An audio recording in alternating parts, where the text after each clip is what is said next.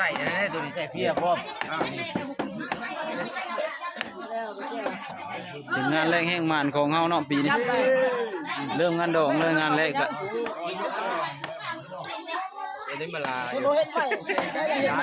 ทีมงานเอาทีมงานเอาพี่น้องพี่มาลองเบิ่งเนาะ แม่เดียว จะเล็กอยู่หน่อยเนาะ เอาให้แม่ให้ ของแท้เนาะเด็เจองานแรกมันนี่เนาะนี่ก็นั่งห้องเฮานี่นั่งห้องมือเก่าทั้งนั้นนี่ก็นั่งห้องเฮานี่นั่งห้องเจอนั่งห้องนะมันนี่หับงานเละเป็นงานดองเด้อนี่กำลังซอยตับหวานอยู่อย่างมาเลยเอาเนาะ ตับจ้า ขนาดมักแห้งกันนะตับหวานนี่เนาะ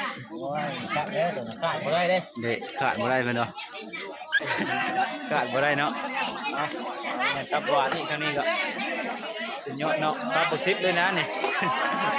ทิปเลย ทีมงานทางล่างก็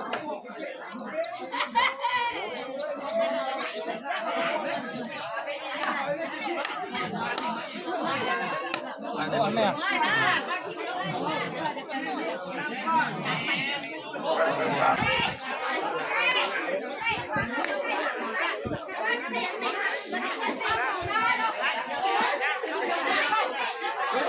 อนนี้ก็กำลังเล่าให้เจ้าของมาเนาะ